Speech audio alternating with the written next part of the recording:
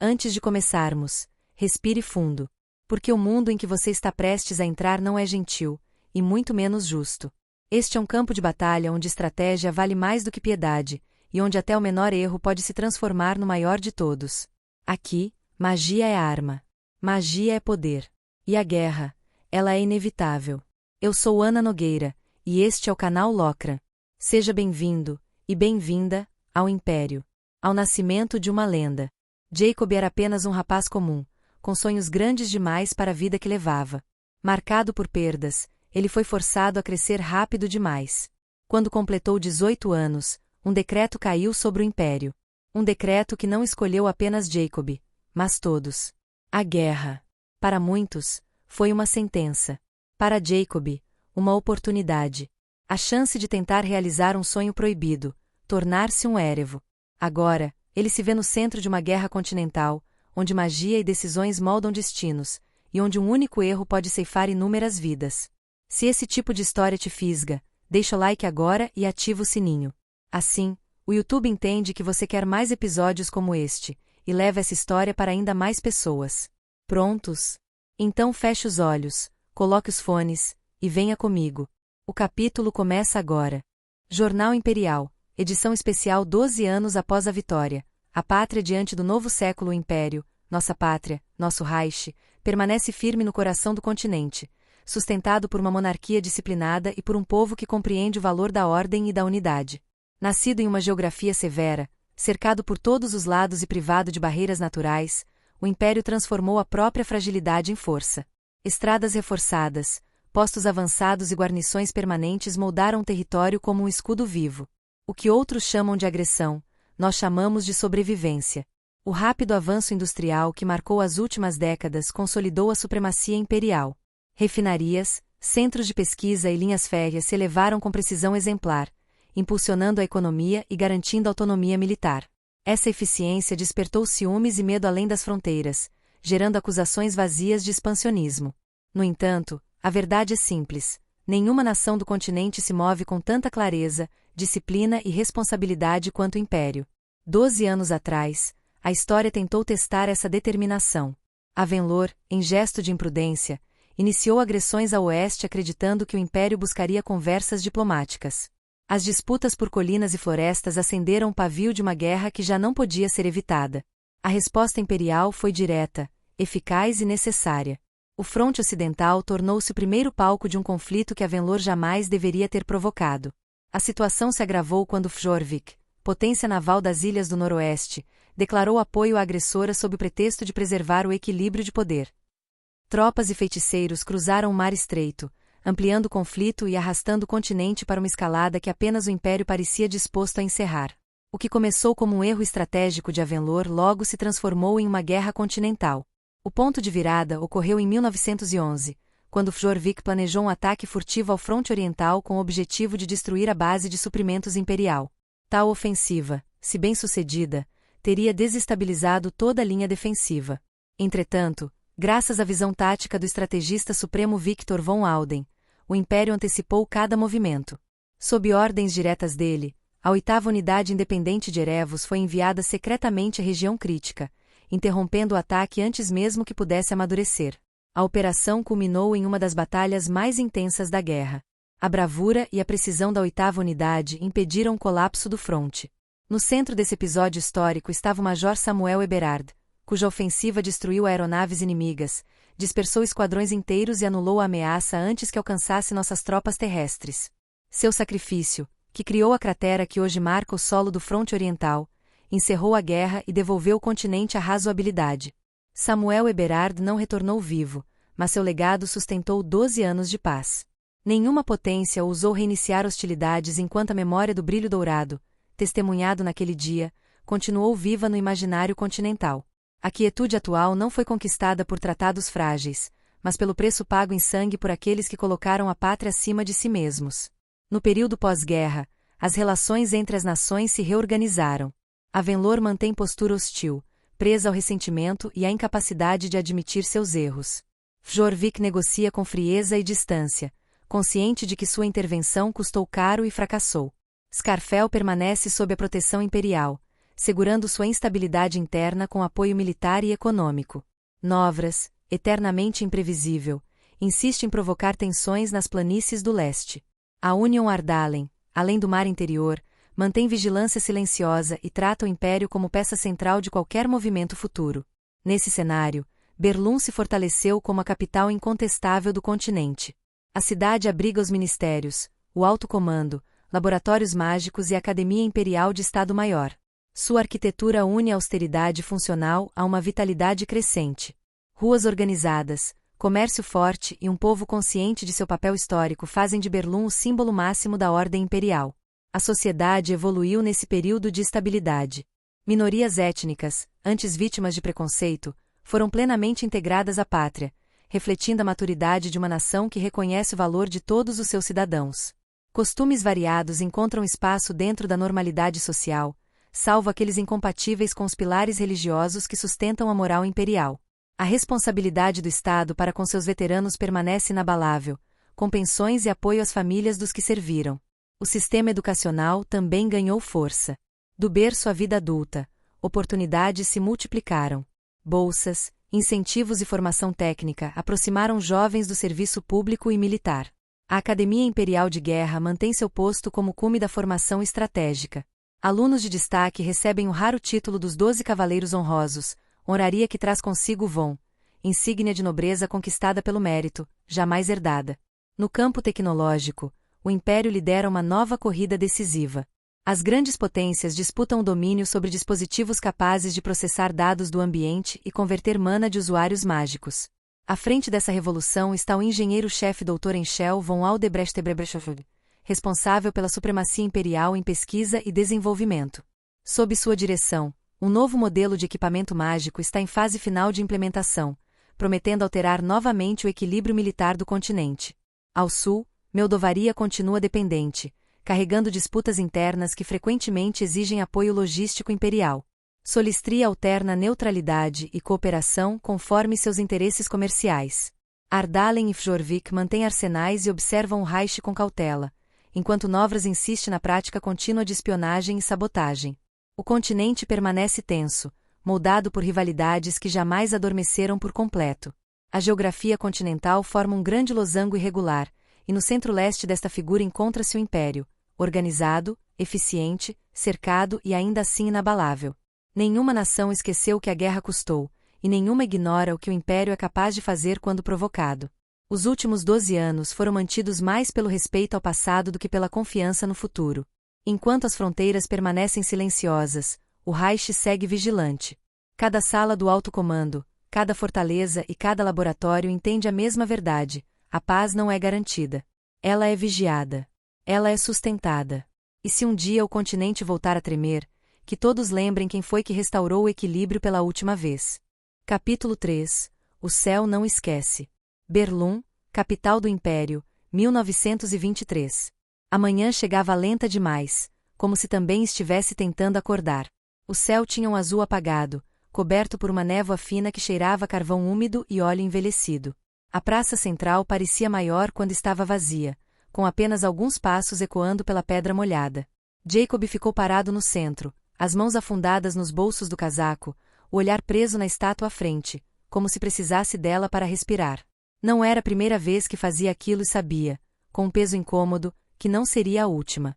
A coluna do herói ocupava tudo, empurrando o resto da praça para longe com sua presença de bronze escurecido. O pedestal, alto como uma pequena casa, trazia cenas de guerra esculpidas em pedra fria, e as letras profundas pareciam sussurrar frases que ele já conhecia de cor. No topo, Samuel surgia imponente, o uniforme firme no peito e a capa congelada pelo vento invisível. Um braço segurava o capacete, o outro apontava o horizonte, como se exigisse que o mundo não esquecesse o preço pago por ele. Jacob encarou aquele rosto endurecido pelo metal. Era parecido demais, e ao mesmo tempo, nada parecido. O original sorria diferente, falava diferente, caminhava mais leve. Às vezes ele tentava lembrar a voz, mas a memória fugia. Tinha 6 anos na última vez em que o viu, e 6 anos era pouco para segurar qualquer coisa por tanto tempo. Ainda assim, continuava tentando. O vento bateu no rosto dele com cheiro de pólvora seca e metal quente, misturado ao aroma suave de pão fresco vindo de alguma esquina. A cidade sempre parecia funcionando por conta própria, como uma máquina cheia de engrenagens vivas. O barulho de cabos estalando nos trilhos elétricos ecoava ao fundo, e as locomotivas soltavam nuvens de fumaça acinzentada. Mesmo assim, nada daquilo alcançava Jacob. Os olhos continuavam presos na estátua, como se ela pudesse responder a algo que ele nunca conseguia perguntar. 12 anos. Escapou, baixo demais. 12 anos e eu ainda volto aqui. Que idiotice. A luz bateu no metal, iluminando os olhos de Samuel por um segundo, e Jacob sentiu o peito apertar, igual a todas as outras vezes, como se o tempo desse meia-volta só para machucá-lo de novo. Fechou os olhos tentando afastar o som distante de Aurora gritando, da mãe em silêncio, do tecido pesado caindo no chão quando Ilse entrou com o uniforme dobrado. O cheiro daquele dia voltava sempre, frio, cinza, morto. 12 anos, e ainda assim parecia ontem. Se ficar encarando desse jeito, vai derreter o bronze. Jacob abriu os olhos e virou devagar. Léo estava parado alguns passos atrás, segurando um pedaço de pão amassado e com o casaco aberto apesar do vento congelante. O cabelo bagunçado denunciava que ele tinha acordado correndo ou simplesmente não tinha dormido direito. Com ele nunca dava para saber. Comendo agora? Jacob arqueou a sobrancelha. Só quando estou atrasado. Léo deu outra mordida. E eu vivo atrasado com você, então faz sentido. Jacob soltou um riso rápido, mas o som morreu antes de se espalhar. Léo se aproximou e encarou a estátua, o brilho leve do humor sumindo do rosto dele. Você faz isso todo dia, murmurou. Eu não sei como aguenta esse frio. Dizem que essa praça aqui é o ponto mais gelado da capital. Jacob passou a mão pelos cabelos, sem graça. Não é todo dia. É sim. Léo mordeu o pão de novo. E você é um péssimo mentiroso. Jacob baixou a cabeça, sentindo o peso no peito, o mesmo que sempre voltava quando tentava ir embora. Era como uma corrente presa no chão, puxando de volta, como se Samuel insistisse para que ele ficasse só mais um pouco.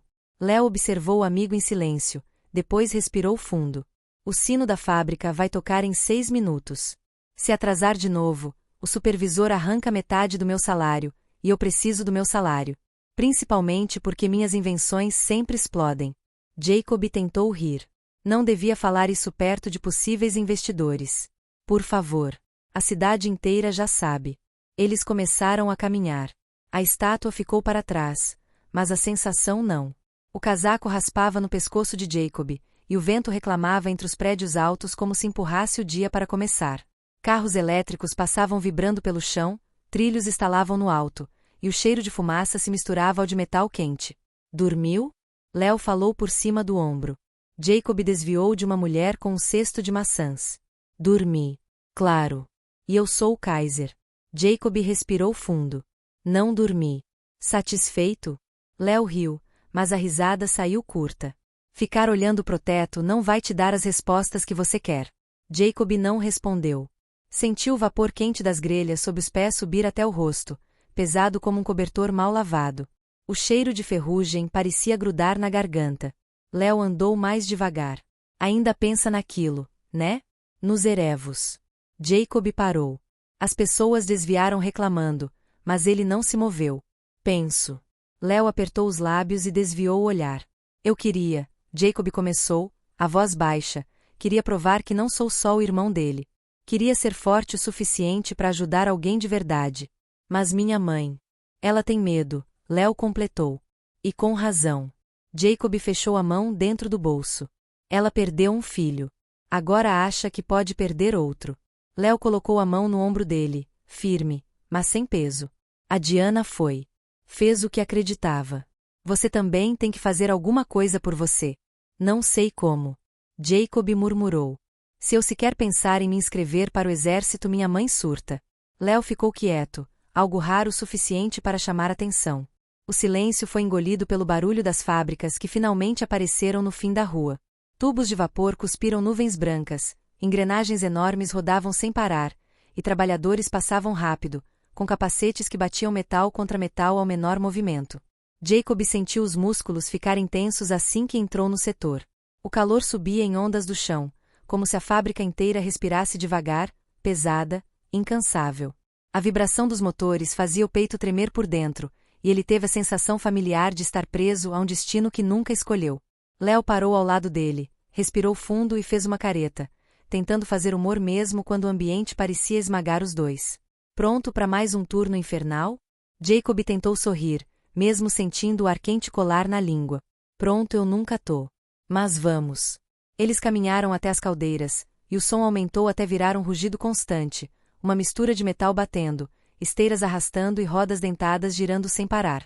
Jacob colocou as luvas grossas, ajustou a máscara e pegou a ferramenta para limpar o interior da fornalha, sentindo o calor bater no rosto como um golpe. Ao lado, Léo já mexia em uma bancada cheia de engrenagens tortas, fios desencapados e uma pequena caixa de ferramentas que ele tratava como se fosse um órgão vital. Ei, Léo chamou, sem tirar os olhos do maçarico. Depois do turno, a gente podia ir na taverna do Otto. Só para respirar um pouco. O que acha? Jacob escutou o chiado da válvula presa que tentava soltar. O metal queimava mesmo com as luvas, e o vapor esquentava os olhos. Talvez. Talvez é só você tentando parecer difícil. Léo fez uma careta exagerada. Se disser não, eu te arrasto. Eu consigo te carregar fácil. Você é pesado, mas não tanto. Jacob soltou uma risada verdadeira, curta, como se tivesse esquecido como era rir daquele jeito.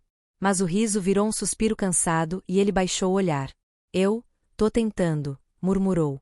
Léo parou o que estava fazendo e apoiou o cotovelo na bancada, olhando Jacob com uma seriedade improvável para alguém que normalmente vivia fazendo piada. Tentar é metade do caminho, cara. Jacob conseguiu soltar a válvula, e o calor diminuiu um pouco. Limpou a testa com o dorso da mão, sentindo o suor quase evaporar ao toque. Às vezes eu sinto que vou desaparecer. Como se tudo estivesse andando sem mim. A cidade muda, a vida muda, até os trens mudam, e eu fico preso aqui. No mesmo dia. 12 anos. Como se eu estivesse prendendo a respiração. Léo encostou no corrimão metálico e o observou como se estivesse segurando alguma coisa para ele não cair. Você não vai desaparecer. Você tem eu, caralho. A voz saiu baixa, firme. E se eu tiver que encher esse lugar de putas da Zona Leste só pra você lembrar que existe, eu faço. Sem pensar duas vezes. Jacob piscou devagar, tentando disfarçar o ardor nos olhos, mas o calor não deixava esconder nada. O ar entrou como fogo, e ele respirou fundo. Valeu. Léo deu um tapinha no braço dele, um gesto quase infantil, e voltou a mexer no maçarico que cuspiu faíscas azuis. E outra coisa. Ele mexia nos dedos, inquieto. Você não é seu irmão. E não precisa ser. Nem um pouco. Jacob olhou para as mãos marcadas de cortes finos e queimaduras espalhadas pelos dedos. Eram mãos teimosas, mãos que seguravam ferramentas em vez de espadas, engrenagens em vez de destino. Não eram mãos dignas de capítulo nenhum em monumento. Ele sentiu isso pesar no peito, mas ficou quieto. O trabalho seguiu lento, arrastado, como se o tempo se divertisse com a dor de cada minuto. O som das máquinas ocupava tudo, engolindo os pensamentos que tentavam escapar. De vez em quando, o estômago embrulhava sem motivo, e a imagem da praça vinha com força. O bronze frio, o braço erguido, os olhos que nunca mais mudariam. Ele tentava afastar isso, mas sempre voltava. Quando o sinal de pausa ecoou pelos corredores, os trabalhadores relaxaram como se o ar tivesse ficado mais leve por um segundo. Jacob se apoiou em uma coluna, respirando devagar. Léo encostou ao lado e tirou um pedaço de pão do bolso, oferecendo metade. Come. Você não botou nada na boca desde de manhã. Jacob pegou o pão e deu uma mordida pequena. O gosto era quase inexistente, mas o gesto valia mais que a comida. Léo observava ele como quem tenta medir o peso do silêncio. Ei, depois do turno. Você quer ir na praça? Jacob passou a mão pelo rosto, sentindo a pele quente e cansada. Você vai comigo? Claro que vou. Alguém tem que impedir você de começar uma crise existencial pública. De novo. Jacob fechou os olhos por um instante, sentindo o alívio bater devagar, como se alguém tivesse tirado um peso de cima do peito. Abriu os olhos e se endireitou. Tá. Vamos. Léo sorriu de um jeito que parecia iluminar tudo ao redor. Ótimo. Mas agora, ele olhou o relógio, temos 5 minutos. Se o Fischer ver a gente parado, fudeu. Jacob riu, e dessa vez o riso ficou no ar um pouco mais. Ele não faz nada. O Fischer nem sabe usar as próprias máquinas. Esse é exatamente o problema. Léo ergueu as mãos, indignado. É por isso que ele mata a gente. Sem querer. Os dois correram de volta para os postos. O barulho aumentou como se as máquinas tivessem ficado irritadas com eles. O calor refletia nas paredes metálicas e fazia tudo parecer tremido, como se a fábrica respirasse junto com eles. A garganta de Jacob ficou seca, e o ar pesado arranhava cada vez que ele puxava oxigênio demais. Enquanto ajustava a válvula principal, uma lembrança veio do nada. Samuel bagunçando seu cabelo, a risada curta, a frase que ele repetia sem esforço: "Você vai ser forte, Jacob." O peso da memória golpeou o estômago dele, e Jacob precisou respirar devagar para não deixar nada escapar ali, no meio da fábrica. Um estrondo profundo vibrou do lado de fora, fazendo a janela tremer e o maquinário pausar por um segundo, como se até a fábrica tivesse sentido. Jacob levantou a cabeça, o coração acelerando sem aviso. Não era som de motor, nem de vapor. Era outra coisa. Algo mais pesado. "O que foi isso?" Léo murmurou, a voz baixa. Jacob continuou olhando para cima, como se esperasse que o teto respondesse. Um frio inesperado subiu pela espinha, quebrando o calor sufocante da fornalha, e ele sentiu, sem saber porquê, que alguma coisa no ar tinha mudado. Algo que não deveria estar ali. O primeiro estrondo não pareceu real. Soou distante, abafado, como um trovão teimoso tentando existir em um céu claro demais para tempestades. Jacob ergueu a cabeça devagar, limpando as mãos no pano sujo preso ao cinto, sentindo o calor da fábrica grudado na pele como sempre, mas dessa vez havia algo estranho no ar, algo pesado demais para ser só barulho. O chão vibrou, as janelas tremeram e até o supervisor parou de gritar, o que por si só era sinal de fim de mundo. A vibração voltou, mais forte, mais profunda, como se algo gigantesco estivesse atravessando a cidade por cima de tudo. Jacob caminhou até a porta lateral e empurrou com o ombro, deixando o vento frio cortar o calor sufocante do setor. O cheiro de carvão queimado veio primeiro, depois metal e poeira.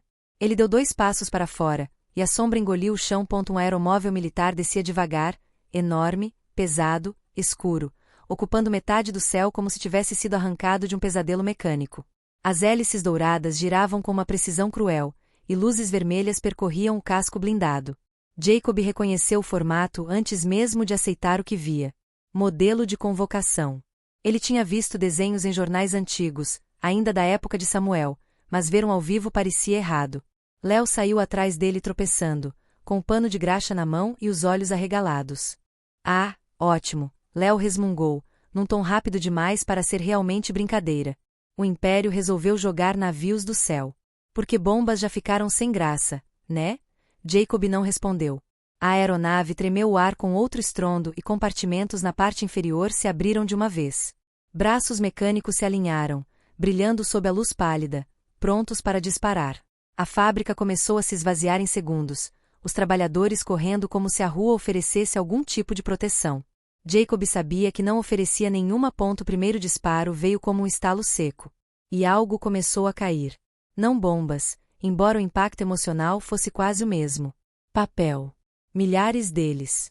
Panfletos grossos, caindo como neve suja, enchendo o ar de branco e cinza. Jacob ergueu a mão e pegou um antes que tocasse o chão. A tinta ainda estava quente. Leu.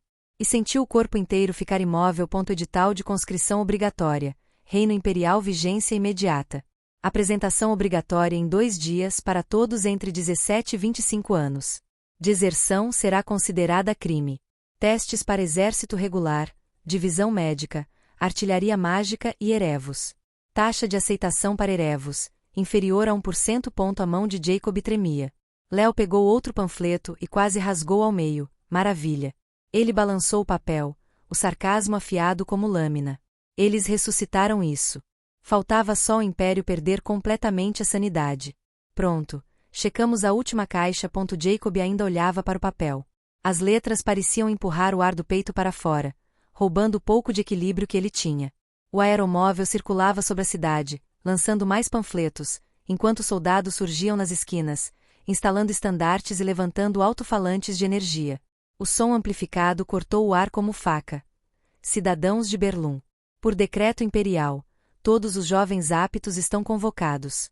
A pátria chama. O dever responde. Jacob engoliu em seco, sentindo o estômago virar gelo. Panos vermelhos caíam junto com os panfletos, cada um com um brasão imperial flamejante. Janelas se fecharam. Portas bateram. Mães puxavam crianças pelas roupas. O cheiro de medo tomou as ruas com força.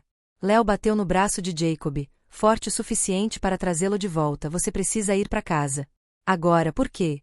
Porque sua mãe vai enlouquecer quando ver isso. E, sinceramente, ela tem motivos. Léo ergueu o panfleto. Isso aqui é praticamente um fantasma batendo na porta dela. Jacob sentiu o corpo afundar.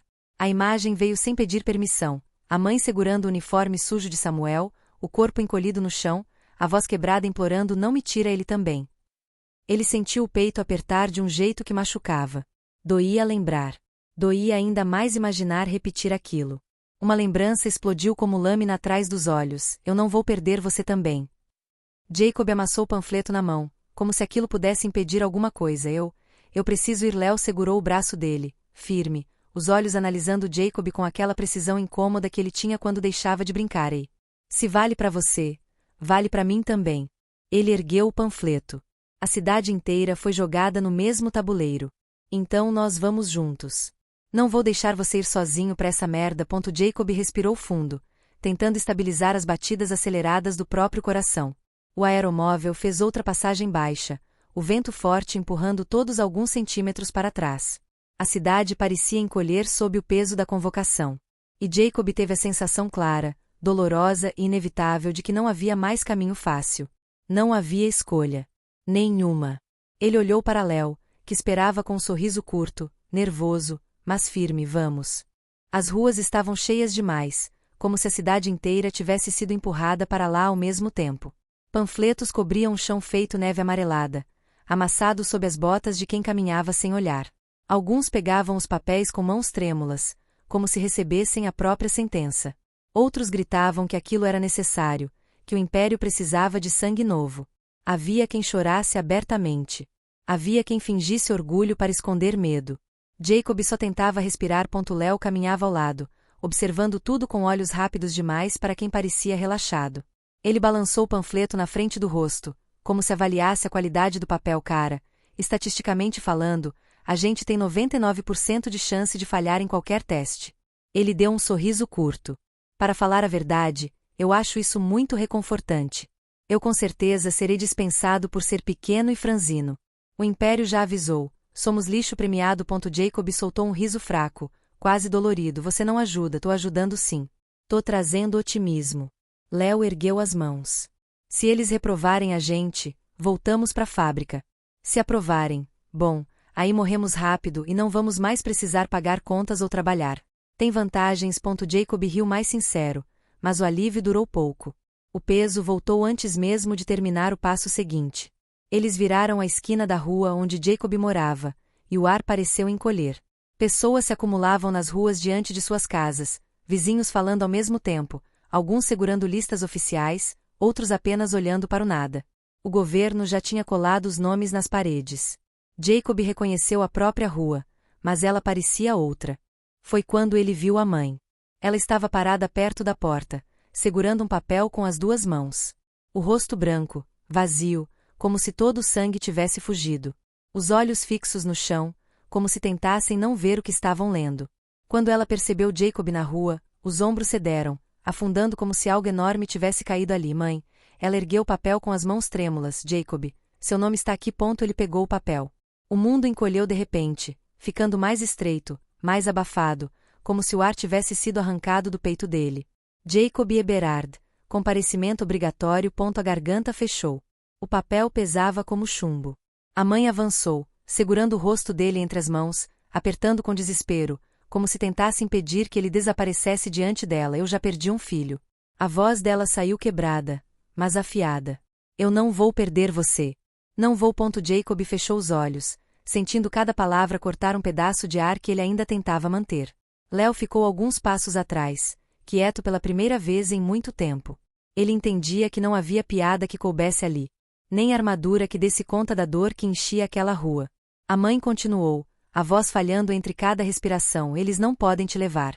Não podem. Eu vou falar com alguém. Com quem for preciso. Eu não vou deixar. Jacob segurou as mãos dela com cuidado, tentando manter a própria voz estável. Mãe, é obrigatório. Todo mundo da minha idade. Eu não me importo. O grito dela estourou, selvagem, cheio de medo. Eu não vou ver outro filho ir embora e não voltar mais. Jacob sentiu o corpo inteiro estremecer.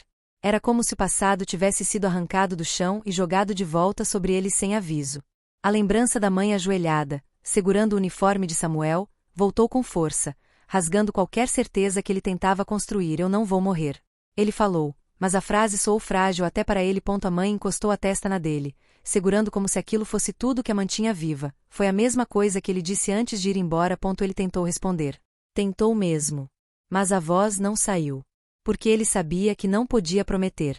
Sabia que o império não devolvia nada. Sabia que aquele decreto era uma porta sem volta. Sabia que a cidade nunca mais seria a mesma. Léo se aproximou devagar, colocando a mão no ombro dele, a voz baixa, firme, sem sarcasmo. Amanhã cedo começam as triagens. A gente precisa conversar. Nós três. Helena olhou para Léo como se estivesse tentando se manter de pé só com aquele olhar. Respirou fundo, embora parecesse doer. Jacob apertou o panfleto amassado entre os dedos, sentindo o papel cortar a pele. O aeromóvel continuava sobrevoando a cidade, espalhando mais papéis, mais medo, mais silêncio.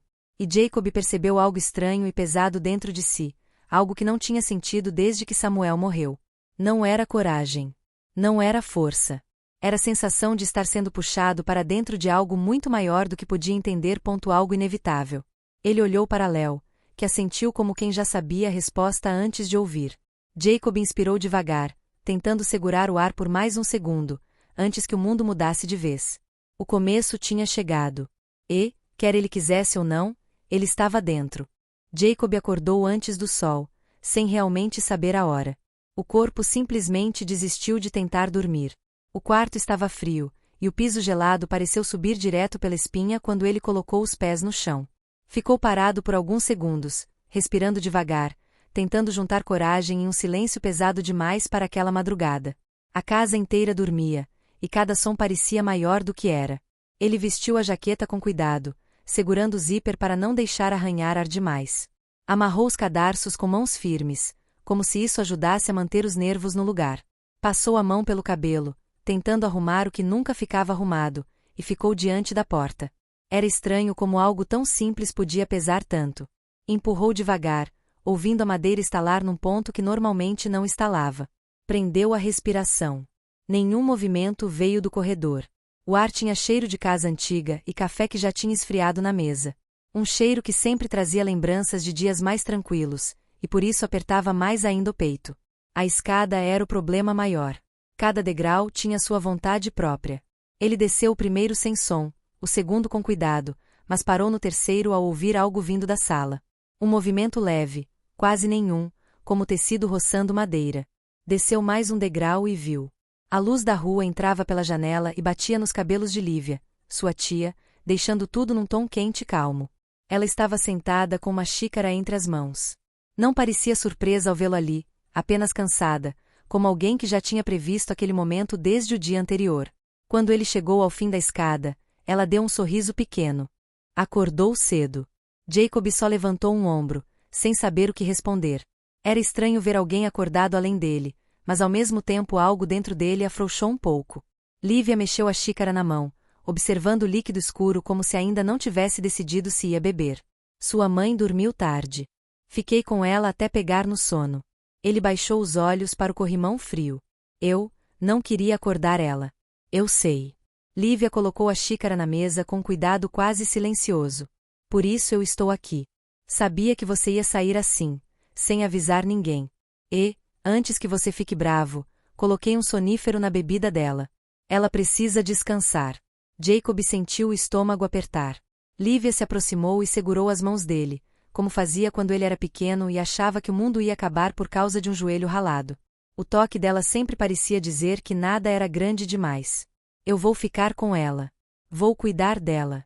A voz dela era firme, mas havia ternura por baixo, uma que não tentava se esconder. Você não precisa carregar tudo sozinho. Nunca precisou. Ele desviou o olhar, sentindo o peso subir pelo peito. Eu não sei se devia ir.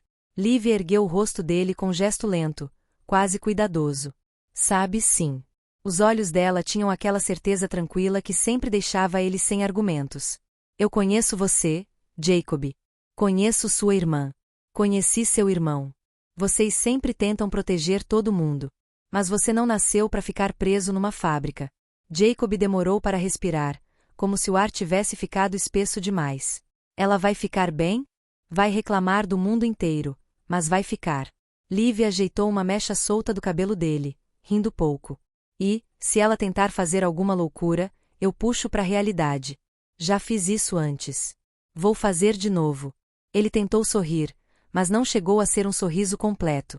Liv segurou o rosto dele com as duas mãos, aproximando a testa da dele, um gesto que trazia um tipo de amor antigo, passado de geração em geração sem nunca perder o significado.